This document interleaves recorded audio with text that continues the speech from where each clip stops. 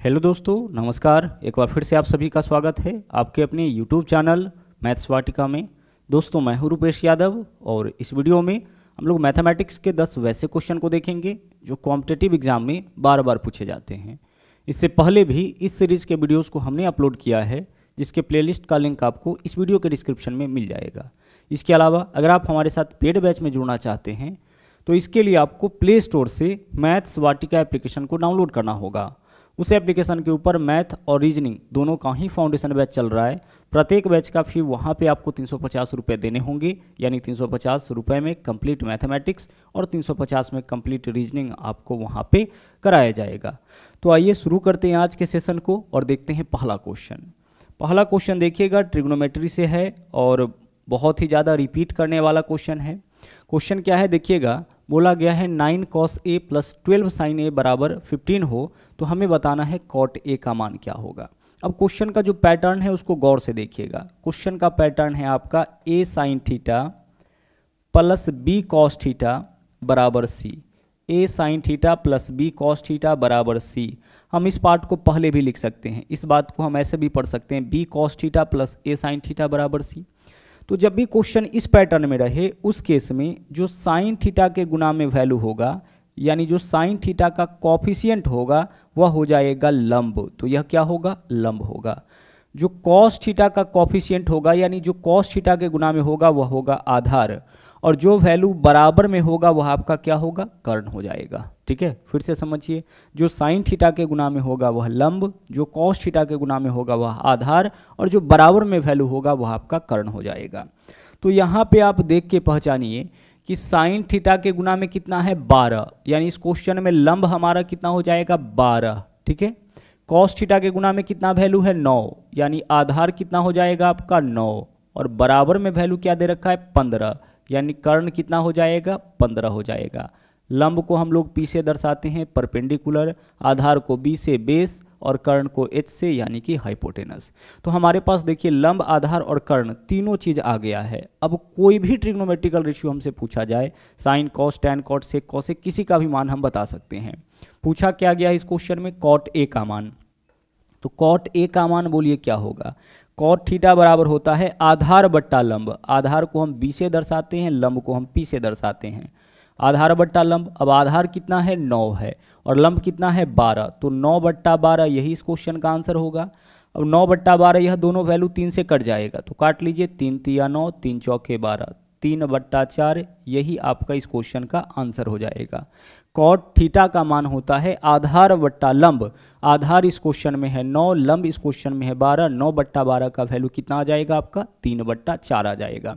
तो ऐसा कोई भी क्वेश्चन होगा तो ध्यान रखिएगा, जो साइन थीटा के गुना में होगा वह लंब होगा, जो कॉस थीटा के गुना में होगा वह आधार होगा, और जो बराबर में वैल्यू होगा वह क्या होगा? कर्ण होगा। अब इस बात को हम लोग बेसिक से भी समझते हैं। यहाँ पे देखिएगा, यहाँ पे क्या दिया गया है आपका? 9 cos A plus 12 sin A बराबर 15। हम ऐसा कर सकते हैं, यह तो आपका एक इक्वेशन है, जैसे ही बराबर का चिन्ह आया तो इक्वेशन बन गया। इस तरफ वाले को LHS, उस तरफ वाले को RHS बोलते हैं, और बराबर के दोनों तरफ एक ही काम करने से मान में कोई अंतर नहीं आता है। तो बराबर के इस तरफ 15 है, तो 15 से हम दोनों तरफ भाग करते हैं। तो 15 से दोनों तरफ भाग करने का मतलब है कि इधर भी हम 15 से भाग करेंगे, जो भी वैल्यू है सभी वैल्यू में इधर भी 15 से भाग करेंगे और इधर भी 15 से भाग करेंगे, क्योंकि बराबर के दोनों तरफ एक ही काम करने से मान में कोई अंतर नहीं आता है।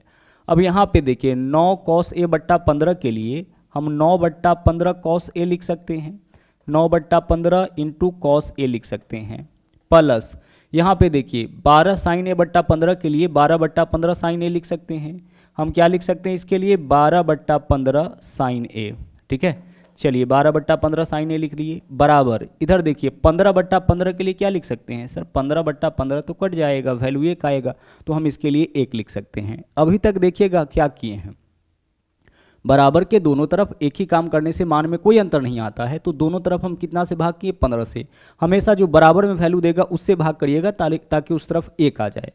अब आगे देखिए, इस पार्ट को गौर से देखिएगा। ट्रिग्नोमेट्री का एक फॉर्मूला है जो बहुत ही ज़्यादा कॉमन है, वह फॉर्मूला है आपका sine square theta plus cos square theta is equal to होता है 1। Sine square theta plus cos square theta is equal to 1। बहुत ही ज़्यादा कॉमन फॉर्मूला है, आप सबको भी पता है। अब हम इस फॉर्मूला को ऐसे भी तो लिख सकते हैं, साइन स्क्वायर थीटा का मतलब होता है sine theta into sine theta. Sine theta में साइन थीटा से गुना करेंगे, साइन स्क्वायर थीटा हो जाएगा। प्लस है तो प्लस, कॉस स्क्वायर थीटा के लिए हम क्या लिख सकते हैं, cos theta into cos theta, ठीक है। और बराबर में एक है तो उसको अपने जगह पे रहने दीजिए। Sine square theta plus cos square theta is equal to 1, अच्छी बात है। तो इसके लिए हम ऐसे भी तो लिख सकते हैं, sine theta into sine theta, sign square theta plus cos theta into cos theta, cos square theta, बराबर में एक है तो एक रहेगा। अब यहाँ भी देखिए बराबर में कितना है, एक है। तो इसका मतलब क्या है कि यहाँ पे पूरा मिला के कॉस स्क्वायर थीटा होगा, यह पूरा मिला के साइन स्क्वायर थीटा होगा, तभी तो sign square theta plus cos square theta बराबर 1 होगा। देखिए बराबर में 1 दे रखा है, इसका मतलब क्या होगा कि यह पूरा मिला के साइन स्क्वायर थीटा होगा और यह पूरा मिला के कॉस स्क्वायर थीटा होगा। तो यह पूरा मिला के कॉस स्क्वायर थीटा कब होगा, जब यह कॉस थीटा के बराबर होगा। तो कॉस थीटा का मान आपका पक्का यहाँ पे क्या होगा, 9/15 होगा, यानी 9/15 के लिए हम कॉस थीटा लिखेंगे, तभी तो cos theta into cos theta cos square theta. और यह वैल्यू किसका होगा, यह वैल्यू पक्का साइन थीटा का, यहाँ ए है तो साइन ए का होगा, ठीक है। यहाँ पे थीटा की जगह आपका ए है तो ए ले लीजिए, उससे क्या फर्क पड़ता है, कॉस ए का, cos A Guna cos A cos square A, sign A Guna sign A sine square ए, और साइन स्क्वायर ए प्लस कॉस स्क्वायर ए बराबर क्या होगा, 1 होगा। तो कॉस ए का मान 9/15 आया, और कॉस ए का मतलब क्या होता है, आधार बट्टा कर्ण। तो आधार कितना, 9, देखिए आधार कितना आ गया, 9 आ गया, और कर्ण कितना आ गया, कर्ण आपका 15 आ गया। आगे चलिए, यहाँ पे देखिए यह वैल्यू किसका है, साइन थीटा का, और साइन थीटा बराबर लंब बट्टा कर्ण होता है। तो लंब कितना आ गया इस क्वेश्चन में, 12 आ गया, जो हम लोग को डायरेक्ट भी पता चल रहा था, इस डाटा को देख के भी पता चल रहा था। हमने आपसे कहा था कि जो कॉस के गुना में होगा वह क्या होगा, आधार होगा, जो साइन के गुना में होगा वह क्या होगा, लंब होगा, और जो बराबर में वैल्यू देगा वह क्या होगा, कर्ण होगा। तो तीनों चीज़ का पता आप ऐसे भी लगा सकते हैं, और एक बार लंब आधार कर्ण मालूम हो गया तो फिर किसी भी ट्रिग्नोमेट्रिकल रेशियो का मान हम लोग बड़े आराम से निकाल सकते हैं। ओके, चलिए बढ़ते हैं अगले क्वेश्चन में। अगले क्वेश्चन में आ जाइए। यहाँ पे आपको क्या ध्यान रखना है कि a sine theta plus b cos theta बराबर c के फॉर्म में अगर क्वेश्चन रहे तो जो साइन थीटा के गुना में वैल्यू होगा वह लंब होगा, जो कॉस थीटा के गुना में वैल्यू होगा वह आधार होगा, और बराबर में जो वैल्यू देगा वह आपका कर्ण होगा। आगे अगला क्वेश्चन देखिएगा क्या है। यह क्वेश्चन है आपका, एक त्रिभुज, अब किस तरीके का त्रिभुज है नहीं दिया है, जिसके भुजा की लंबाई 7 सेंटीमीटर 24 सेंटीमीटर और 25 सेंटीमीटर है। एक त्रिभुज के भुजा की लंबाई 7, 24 और 25 सेंटीमीटर है, ठीक है। आगे देखिए क्या पूछा है इसके अंतःवृत्त की त्रिज्या, यानी इस त्रिभुज के भीतर में अगर कोई वृत्त बनाया जाए, मान लीजिए कि यह कोई ट्रायंगल है और उस ट्रायंगल के भीतर में अगर कोई वृत्त बनाया जाए तो उसका त्रिज्या कितना होगा। गौर से डाटा को देखिए, इस डाटा को देख करके पता चल रहा है कि यह जो यहाँ पे भुजा दिया गया है वह समकोण त्रिभुज का है ना। इस डाटा को देख के, भुजाओं के मान को देख करके हमें यह पता लग गया कि यह समकोण त्रिभुज का भुजा है।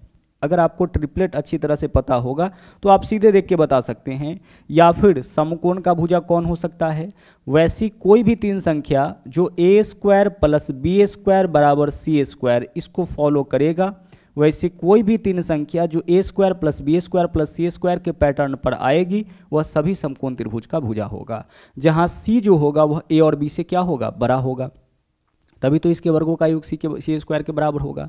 तो अब आप वर्ग करके देख लीजिए, 7 का स्क्वायर करिए कितना होगा, 49, 24 का स्क्वायर करिए कितना होगा, 576 होगा, और बराबर 25 का स्क्वायर करिए कितना होगा, 625 हो जाएगा। इन वैल्यूज को आपस में जोड़िए, 49 में 576 ऐड करिएगा 625, 625 बराबर 625 हो गया।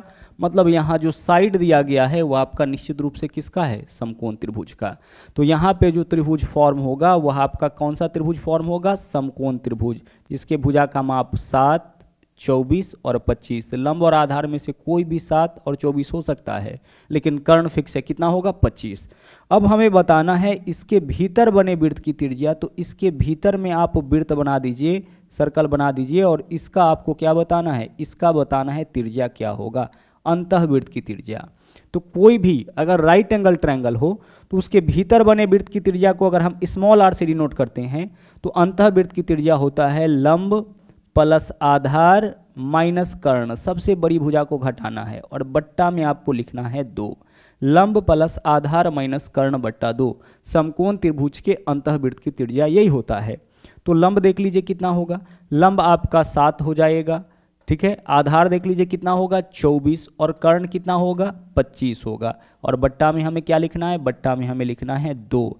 24 और 7 31, 31 में से 25 माइनस करिएगा 6, 6 बट्टा 2 यानी कितना आ जाएगा 3 आ जाएगा। तो इस समकोण त्रिभुज के अंतःवृत्त की त्रिज्या कितना होगा, अंतःवृत्त की त्रिज्या 3 होगा। किसी भी समकोण त्रिभुज के भीतर बने वृत्त की त्रिज्या अगर आपसे पूछे तो वह होगा आपका लंब प्लस आधार माइनस कर्ण बट्टा 2। दोनों छोटी भुजा को जोड़ेंगे, बड़ी भुजा को घटाएंगे और भाग करेंगे 2 से। और अगर बाह्य वृत्त की त्रिज्या पूछ दिया होता तो वह होता है आपका कर्ण बट्टा 2। मान लीजिए कि इसी में समकोण त्रिभुज है यहाँ पे आपका बना हुआ, और इस समकोण त्रिभुज के बाहर में अगर कोई वृत्त बनाया जाए और इस बाहर बने वृत्त की त्रिज्या आपसे पूछा जाए तो बाह्य वृत्त की त्रिज्या को कैपिटल आर से नोट करेंगे। बाह्य वृत्त की त्रिज्या कितना होगा, कैपिटल H बट्टा 2, सॉरी H बट्टा 2, H बट्टा 2 कहने का मतलब कि कर्ण बट्टा 2। तो कर्ण कितना है यहाँ पे 25 बट्टा में 2, 25 बट्टा 2 यानी 12.5। तो बाह्य वृत्त की त्रिज्या 12.5 होगा और अंतःवृत्त की त्रिज्या 3 होगा। इस क्वेश्चन में आपसे अंतःवृत्त की त्रिज्या पूछा गया है तो हमारा आंसर क्या होगा, हमारा आंसर विकल्प डी यानी कि 3 हो जाएगा। बट इसकी भी आवश्यकता आपको पड़ सकती है। चलिए बढ़ते हैं अगले क्वेश्चन में। अगले क्वेश्चन को देखिए, अगला क्वेश्चन है यहाँ पे 5 मानों का प्रसरण आपका 16 दे रखा है। यदि प्रत्येक मान को दोगुना किया जाए तो नए मान का मानक विचलन क्या होगा।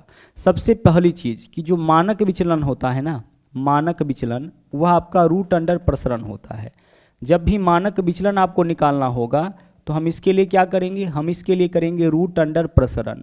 और रूट अंडर प्रसरण जब आप करिएगा तो किसी भी संख्या का रूट करने पर 2 वैल्यू आता है, एक प्लस में एक माइनस में।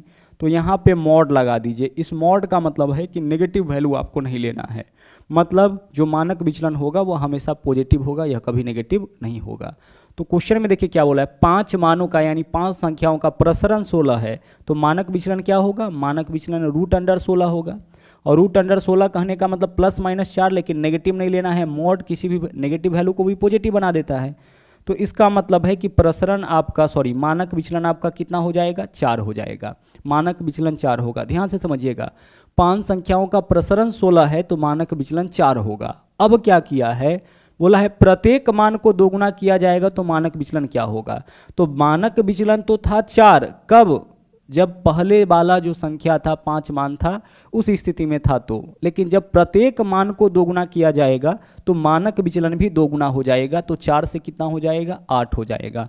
क्या बोला था, प्रत्येक मान को दोगुना किया जाएगा तो मानक विचलन क्या होगा। तो जो नॉर्मल स्थिति थी उसमें मानक विचलन हमारा 4 था। प्रत्येक मान को दोगुना करेंगे तो मानक विचलन भी दोगुना होगा, प्रत्येक को तिगुना करेंगे तो मानक विचलन भी तिगुना होगा, प्रत्येक मान को आधा करेंगे तो मानक विचलन भी आधा होगा।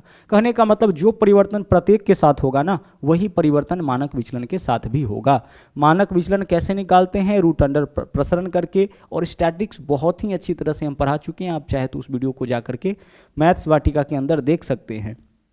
आगे बढ़िए, अगला क्वेश्चन देखिए। एक बार फिर से हमें क्या बताना है इस क्वेश्चन में, हमें इस क्वेश्चन में बताना है मानक विचलन। तो मानक विचलन बराबर होता है रूट अंडर प्रसरण, जो अभी आप देखे थे। और प्रसरण कैसे निकालेंगे, तो प्रसरण निकालने के लिए अगर आंकड़ा सीधे दे दिया जाए तो पहले आपको माध्य निकालना पड़ेगा। पहले आपको क्या निकालना पड़ेगा, माध्य निकालना पड़ेगा। और माध्य के मदद से हम लोग प्रसरण निकालेंगे। यहाँ पे स्टेप समझते जाइएगा। माध्य क्या होता है, माध्य का मतलब औसत होता है, और औसत होता है आंकड़ों का योग बट्टा आंकड़ों की संख्या। तो सभी आंकड़ों को जोड़ते हैं, 11 और 7 18 और 10 28 और 13 28 और 13 41 और 9 50। आंकड़ों का योग कितना आ गया, 50 बट्टा आंकड़ों की संख्या 1 2 3 4 5, 50 बट्टा 5, यानी इस क्वेश्चन में माध्य कितना आ गया आपका, 10 आ गया। मानक विचलन अगर आपको निकालना होगा, संख्या दिया जाए, आंकड़ा दिया जाए और उसका मानक विचलन निकालना होगा तो पहले आपको माध्य निकालना पड़ेगा। और माध्य के मदद से हम क्या निकालेंगे, इसके मदद से हम निकालेंगे प्रसरण। और प्रसरण निकल गया तो रूट अंडर प्रसरण करेंगे तो मानक विचलन निकल जाएगा। अब प्रसरण निकालने का तरीका समझिएगा। प्रसरण निकालने का तरीका है कि अब हम क्या करेंगे कि माध्य में से इन 5 संख्याओं को बारी बारी से घटाएंगे और उसका करेंगे वर्ग। माध्य में से क्या करेंगे, बारी बारी से 5 संख्या को घटाएंगे और उसका करेंगे स्क्वायर। तो 10 में से 11 माइनस करिए, -1 -1 का स्क्वायर +1 हो जाएगा। आगे लिखिए आप प्लस, 10 में से 7 माइनस करिए 3, 3 का स्क्वायर हो जाएगा 9, प्रत्येक को घटाइए और उसका स्क्वायर करिए, 10 में से 10 माइनस करिए 0, 0 का स्क्वायर हो जाएगा 0, 10 में से 13 माइनस करेंगे -3, -3 का स्क्वायर प्लस 9 हो जाएगा। नेगेटिव संख्या का स्क्वायर भी पॉजिटिव होता है। और 10 में से 9 माइनस करेंगे 1, 1 का स्क्वायर 1 हो जाएगा। स्टेप यहाँ पे समझिएगा, माध्य में से क्या करना है, बारी बारी से प्रत्येक संख्या को घटाना है और स्क्वायर करके जोड़ देना है। तो 10 में से 11 माइनस करेंगे -1, -1 का स्क्वायर 1, 10 में से 7 माइनस करेंगे 3, 3 का स्क्वायर 9, 10 में से 10 माइनस करेंगे 0, 0 का स्क्वायर 0, 10 में से 13 माइनस करेंगे -3, -3 का स्क्वायर प्लस 9, 10 में से 9 माइनस करेंगे 1, 1 का स्क्वायर क्या होगा 1। अब यह जो आपका योग है कितने संख्याओं का है 5, तो 5 से भाग करिएगा तो फिर से इसका जो है ना प्रसरण निकल जाएगा। तो 9 1 10 और 10 20, 20/5 यानी कितना हो जाएगा 4 हो जाएगा। देखिए यहाँ पे जोड़ी सबको, 1 और 9 10, 9 19 और 1 20, 20/5 कितना होगा 4। तो प्रसरण आपका आ गया है 4, तो मानक विचलन कितना होगा सर, प्रसरण 4 आया है तो मानक विचलन तो 2 होगा, क्योंकि रूट अंडर प्रसरण देख लीजिए यहाँ पे क्या किए थे मानक विचलन के लिए, रूट अंडर प्रसरण, तो प्रसरण आपका निकला है यहाँ पे कितना 4, तो 4 का वर्गमूल करिएगा तभी तो मानक विचलन निकलेगा। तो मानक विचलन आपका इस क्वेश्चन का कितना हो जाएगा 4 हो जाएगा। तो यह आपका शॉर्ट फॉर्म है ऐसे क्वेश्चन को सोल्व करने का। इसके अलावा जो इसका बेसिक मेथड है उसमें बहुत बड़ा यह क्वेश्चन सोल्व होता है। आगे बढ़ते हैं, अगले क्वेश्चन को देखते हैं। अगला क्वेश्चन देखिएगा क्या है, यहाँ पे बोला गया है कि एक विद्यालय में 1200 छात्रों ने उनके आगमन के वाहनों के बारे में पूछा गया तथा प्राप्त सूचनाओं को निम्न पाई चार्ट के द्वारा दर्शाया गया। तो दी गई सूचनाओं के आधार पर यह ज्ञात करें कि कितने छात्र कार से विद्यालय आते हैं। यहाँ जो आंकड़ा दिया गया है वह डिग्री के फॉर्म में और पूरा मिला के 360 डिग्री होगा, क्योंकि डिग्री के फॉर्म में जब भी देगा तो पूरा मिला के एक सर्किल बनाया और सर्किल का मतलब 360 डिग्री आप जोड़ के देख सकते हैं। तो कार से कितना डिग्री लोग आता है, यहाँ पे आगमन करता है 150 डिग्री, यानी पूरे 360 डिग्री में 150 डिग्री जो है वह कार से आगमन करता है। उसी तरह से बस से 120 डिग्री, साइकिल से 60 डिग्री और वॉक यानी पैदल 30 डिग्री। ओके, चलिए आगे देखिए। अब बोला है एक विद्यालय में 1200 छात्र, कुल छात्रों का संख्या बताइए कितना है सर, कुल छात्रों का संख्या 1200। अच्छा, आप एक चीज बताइए कि डिग्री के फॉर्म में कुल छात्र कितना डिग्री 360 डिग्री, इसका मतलब 360 डिग्री का मान कितना हो जाएगा 1200। डिग्री के रूप में कुल छात्रों का संख्या सभी वाहनों का प्रयोग करके आने वाले छात्रों का संख्या 360 डिग्री, जबकि रियल में कुल छात्रों का संख्या 1200, तो 360 डिग्री का वैल्यू 1200, तो 1 डिग्री का मान 1200/360। हमेशा जो मूल मान होगा उसको ऊपर लिखेंगे और जितने डिग्री का मान होगा उससे भाग करेंगे तो 1 डिग्री का मान निकलेगा। अब हमसे जिसका मान पूछा है उससे हम कर देंगे गुना। तो हमसे क्या पूछा है, कितने छात्र कार से विद्यालय आते हैं, कार से, तो कार कितना डिग्री है 150 डिग्री, यानी 150 डिग्री का मान हमें बताना है। इस क्वेश्चन में कुल विद्यार्थियों का संख्या दिया था यानी 360 डिग्री का मान दिया था, और कार द्वारा आने वाले विद्यार्थियों की संख्या पूछा है यानी 150 डिग्री का मान पूछा है। तो जिसका मान देगा उससे करेंगे भाग और जिसका मान पूछेगा उससे करेंगे गुना। सोल्व करिए, 0 से आपका 0 डिग्री से डिग्री कैंसिल, 0 से 0 कैंसिल होगा, 3 से काटेंगे तो यह 5 होगा, 3 से काटेंगे यहाँ 12 हो जाएगा, 12 से भाग करिए, 12 दहाई 120 यानी 100, 100 गुने 5, 100 गुने 5 यानी कितना हो जाएगा 500। तो कार से विद्यालय आने वाले छात्रों का संख्या 500। अगर बस से पूछता तो हम 120 से गुना कर लेते, साइकिल से पूछता तो हम 60 से गुना कर लेते, वॉकिंग वाला पूछता तो हम कितना से गुना करते 30 से गुना करते। क्लियर, चलिए बढ़ते अगले क्वेश्चन में। अगला क्वेश्चन देखिएगा क्या है, बोला है 7 भुजाओं वाले एक बहुभुज की डिग्री में आंतरिक कोणों का मान क्या होगा। 7 भुजाओं वाला एक बहुभुज है, उसके सभी आंतरिक कोण का माप बताना है। तो पॉलीगन चाहे कोई भी हो उसके सभी अंतः कोणों का योग होता है n-2 इंटू 180 डिग्री। कोई भी पॉलीगन हो, कोई भी बहुभुज हो, उसके सभी अंतः कोणों का योग होता है n-2 इंटू 180 डिग्री। जैसे त्रिभुज भी आपका एक पॉलीगन है, चतुर्भुज भी आपका एक पॉलीगन है, पंचभुज भी आपका एक पॉलीगन है। त्रिभुज में देख लीजिए, त्रिभुज में भुजाओं का संख्या कितना होता है, त्रिभुज में भुजाओं का संख्या 3 होता है। हमने आपसे क्या कहा कि किसी भी बहुभुज के सभी अंतः कोणों का योग n-2 इंटू 180 डिग्री होता है, जहां n के स्थान पर हम रखते हैं भुजाओं की संख्या यानी नंबर ऑफ साइड्स। n का मतलब क्या होता है, भुजाओं की संख्या। तो आइए त्रिभुज में हम लोग चेक करते हैं, हमें पता भी है त्रिभुज के तीनों अंतः कोणों का योग 180 डिग्री। इस फॉर्मूला पे लाके चेक करते हैं। n के जगह त्रिभुज के में भुजा 3, तो n की जगह 3, 3 - 2 1, 1 गुना 180 डिग्री। देखिए त्रिभुज के तीनों अंतःकोण का योग 180 आया। चतुर्भुज के चारों अंतःकोणों का योग 360 डिग्री होता है। यहाँ से हम लोग इस फॉर्मूला के ऊपर चेक करते हैं। n का वैल्यू इस बार क्या होगा, चतुर्भुज है तो n का मान 4 होगा, 4 में से 2 माइनस करेंगे 2, 2 गुना 180 यानी कि 360 डिग्री हो जाएगा।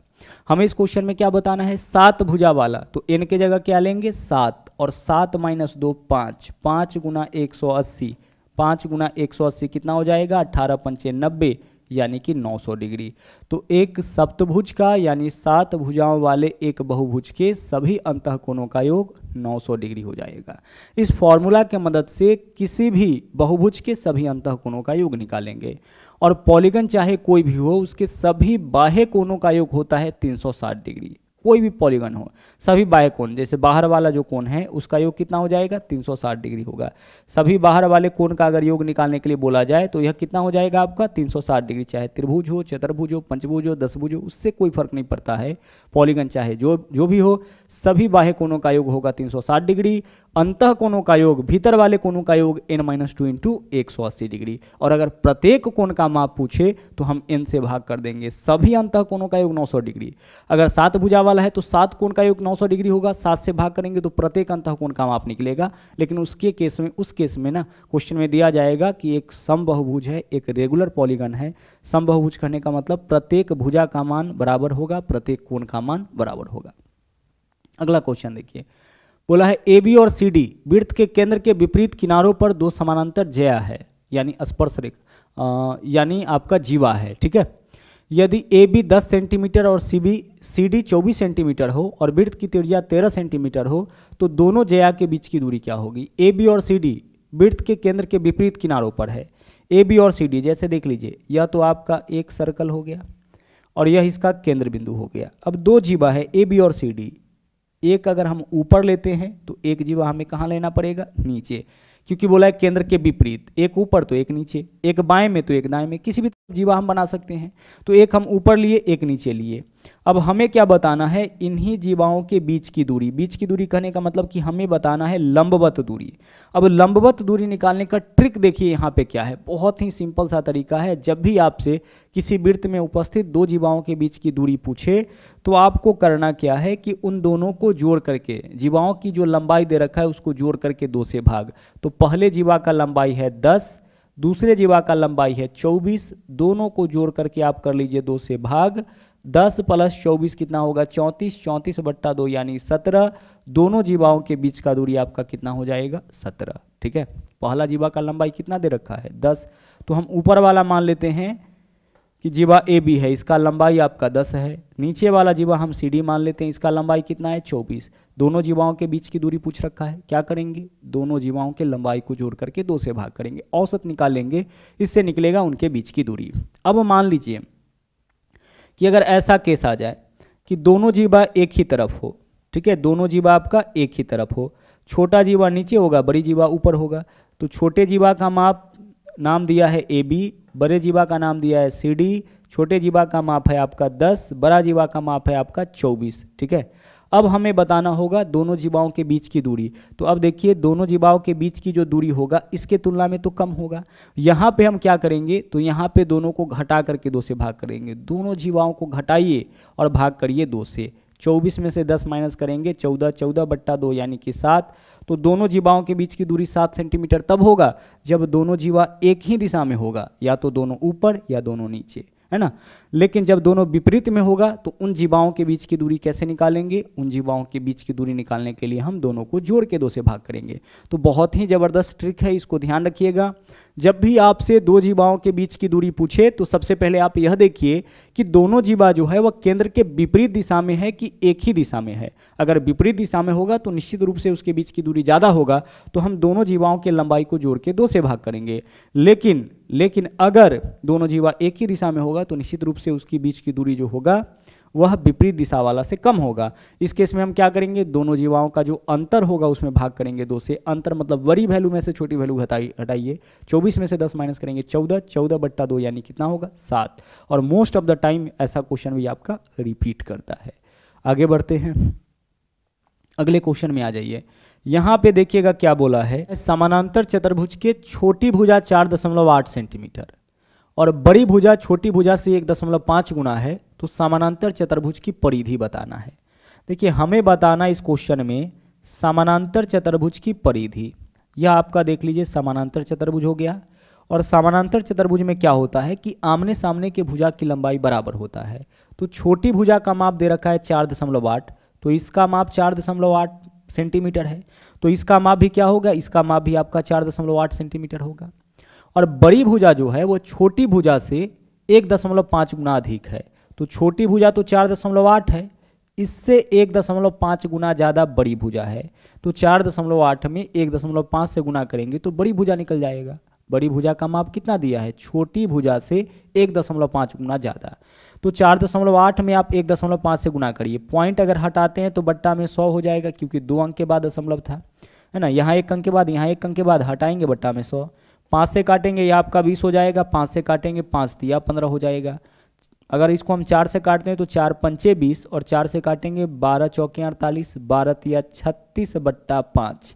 बड़ी भुजा का माप कितना हो जाएगा, बड़ी भुजा का माप 36/5 होगा। तो अगर इस भुजा का माप 36/5 है तो इसका माप भी क्या होगा, 36/5 हो जाएगा। अब समानांतर चतुर्भुज का परिमाप क्या होता है, परिमाप वही आपका आयत वाला ही होता है, 2 × लंबाई प्लस चौड़ाई। चारों भुजाओं के लंबाई का योग ही तो परिमाप होगा ना।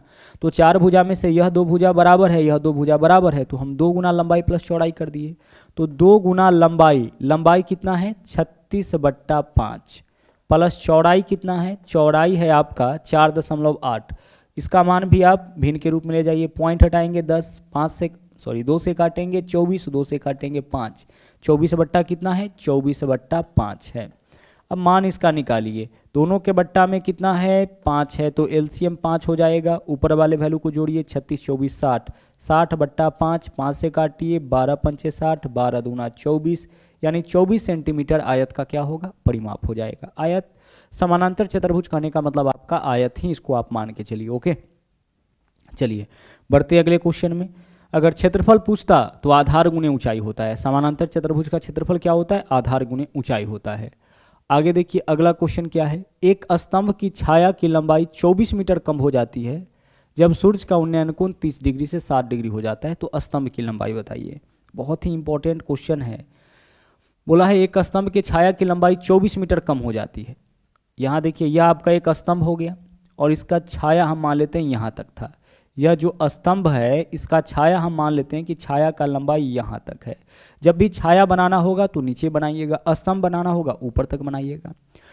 अब यह जो छाया का लंबाई है ऐसा कब रहता है, जब सूर्य का उन्नयन कोण 30 डिग्री। कोण हमेशा यहीं पे बनाइएगा। कोण कितना डिग्री, 30 डिग्री। ठीक है, आगे देखिए। अब बोला है कि 24 मीटर कम हो जाता है कब, जब उन्नयन कोण 30 से 60 होता है। तो 30 से 60 बड़ा एंगल इसके पास होगा, जितना छोटा एंगल होगा उतना दूर होगा। तो 30 से 60 हुआ है, मतलब कि एंगल कम हुआ है, तो इसके और करीब आया होगा। यहाँ पे कितना डिग्री का कोण बना, 60 डिग्री का कोण बना। और छाया जो है छोटा हो गया। कितना छोटा हो गया, पहले यहाँ से यहाँ तक था, अब इतना छोटा हो गया। और यह माप कितना दे रखा है 24, यानी 24 मीटर छोटा हो गया। जब सूर्य का उन्नयन कोण 30 डिग्री से 60 डिग्री बना तो छाया का लंबा यही ना छोटा हुआ है। पहले छाया यहाँ तक था, अब इतना छोटा हो गया है। ठीक है, हमें बताना है स्तंभ की लंबाई। स्तंभ की लंबाई यानी कि इसका जो है हमें ऊंचाई बताना है। अब ऐसे क्वेश्चन को देखिए सोल्व कैसे करते हैं। दो एंगल बनाने वाले पॉइंट के बीच की दूरी दे या पूछे, उस केस में एक फॉर्मूला हम लोग यूज करते हैं, D = H × cot θ1 - cot θ2। बहुत ही ज़्यादा इसका उपयोग हम लोग करेंगे क्योंकि बहुत कॉमन क्वेश्चन है, बार बार ऐसा क्वेश्चन आपको एग्जाम में देखने को मिलेगा, इसलिए इस फॉर्मूला को आप ध्यान रखिएगा। D = H × cot θ1 - cot θ2। अब D का मतलब क्या होगा, दोनों एंगल बनाने वाला जो पॉइंट है उसके बीच की दूरी को ही हम D से डिनोट करेंगे। दोनों एंगल बनाने वाले बीच की दूरी को ही हम लोग किससे डिनोट करेंगे, D से डिनोट करेंगे। और ऐसे क्वेश्चन में D देगा तो H पूछेगा, H देगा तो D पूछेगा। इस बार क्वेश्चन में D दे रखा है, क्या पूछा है, H पूछा है, तो D के जगह D का मान रखेंगे। कितना है आपका 24 = H × cot θ1। θ1 पहले थीटा की जगह 30 डिग्री, दूसरे की जगह 60 डिग्री, तो cot 30 का मान होगा आपका √3 - कॉट थीटा 2, दूसरे थीटा का मान 60, कॉस 60 का मान हो जाएगा, कॉट 60 का मान हो जाएगा 1/√3। चलिए अब सोल्व करिए इसको। 24 बराबर h इंटू भिन्न का घटाव करिए, √3 में √3 से गुना, 3 - 1 यानी कि 2 बाई कितना हो जाएगा √3। ऊपर से ऊपर वाला वैल्यू आपका कटेगा, 2 से काटेंगे, 12 दूना 24, क्रॉस मल्टीप्लाई करिए, √3 से 12 में गुना करिएगा, क्या होगा 12√3। 12√3 किसका वैल्यू आ गया आपका, h का वैल्यू आ गया। तो h का वैल्यू आपका इस क्वेश्चन में 12√3 हो जाएगा। बहुत सिंपल सा कॉन्सेप्ट है और इसी कॉन्सेप्ट का यूज करके आपको अपने क्वेश्चन का आंसर निकाल लेना है। जब भी दो एंगल बनाने वाले पॉइंट के बीच की दूरी दे और आपसे इसका ऊंचाई पूछे या ऊंचाई दे और एंगल बनाने वाले दोनों पॉइंट के बीच की दूरी पूछे तो फॉर्मूला आप यही लगाइएगा, d बराबर h cot θ1 माइनस cot θ2। θ1 के जगह पहला एंगल, θ2 के जगह दूसरा एंगल। हमेशा ध्यान रखिएगा कि पहले छोटा एंगल और बाद में बड़ा एंगल। θ1 का मान छोटा होगा, θ2 का मान क्या होगा, बड़ा होगा। मतलब इधर वाला एंगल पहले, इधर वाला एंगल बाद में डालिएगा। तो ऐसा क्वेश्चन जैसे ही देखिए आप सीधे अपने क्वेश्चन का आंसर निकाल सकते हैं। देखिए क्या बोला है, सूर्य का उन्नयन कोण स्तंभ के छाया की लंबाई, मतलब समझ जाइएगा 24 मीटर कम हो जाती है, यानी डी का वैल्यू क्वेश्चन में क्या दे रखा है 24 बराबर h into cot θ1 minus cot θ2 का वैल्यू कितना 2/√3, क्योंकि कॉट 30 √3, कॉट 60 1/√3, घटाएंगे तो 2/3। सोल्व करिएगा 12√3 आपका आंसर हो जाएगा। आगे बढ़िए, अगला क्वेश्चन देखिए क्या है। k का मान ज्ञात कीजिए जिसके लिए द्विघात समीकरण का मूल समान हो। देखिए मूल समान तब होता है किसी भी क्वाड्रेटिक इक्वेशन का, द्विघात समीकरण का मूल समान तब होता है जब b² माइनस 4ac का वैल्यू जो है, b² - 4ac का वैल्यू 0 के बराबर होता है। मूल समान कब होगा, जब b² - 4ac का वैल्यू 0 के बराबर। b² - 4ac को ही हम लोग क्या बोलते हैं, हम लोग इसको d बोलते हैं। तो जब d का मान जो है वह 0 के बराबर होता है, उस केस में मूल क्या होता है, समान होता है। तो यहाँ पे बोला है मूल समान है, इसका मतलब b² - 4ac बराबर 0 होगा। हमें बताना है k का मान। तो आइए क्वेश्चन को सोल्व करते हैं। a का मान कौन होता है, जो x² के गुना में होगा वह a का मान, तो a का मान इस क्वेश्चन में 4 हो जाएगा। b का मान कौन होता है, जो x के गुना में होगा, तो x के गुना में 4√3 है, तो 4√3 b का मान। और c का मान क्या होता है, जो कांस्टेंट होता है, तो कांस्टेंट क्या है, यहाँ पे k है। चिन्हों के साथ लेना है, ध्यान रखिएगा, यहाँ सबका चिन्ह प्लस में है तो प्लस चिन्ह लिए हैं। a का मान जो x² के गुना में होगा, b का मान जो x के गुना में होगा, और c का मान जो कांस्टेंट होगा जिसके साथ xy लगा हुआ नहीं होगा। किसी भी क्वाड्रेटिक इक्वेशन का स्टैंडर्ड फॉर्म यही है, ax² plus bx plus c। इस क्वेश्चन में हमारे पास a b c तीनों हैं। अब आप करिए b², तो b का मान कितना है 4√3, तो आप करिए 4√3 का स्क्वायर, ठीक है। चलिए आगे माइनस 4ac, तो 4 गुना a का मान कितना है 4 और c का मान कितना है k, और बराबर में कितना हो जाएगा आपका 0 हो जाएगा। सोल्व कर लीजिए इसको। 43 का स्क्वायर करिए, 4 का स्क्वायर 16, √3 का स्क्वायर 3, 16 3 48, 48 माइनस 4 चौके 16 के बराबर 0 हो जाएगा, ठीक है। चलिए 48 बराबर माइनस 16 के है, बराबर के उस तरफ ले जाएंगे तो 16 के हो जाएगा। 16 इधर गुना में इधर आएगा तो भाग में, 16 3 48, 3 बराबर के, यानी के का मान क्या होगा, के का मान इस क्वेश्चन में आपका 3 हो जाएगा।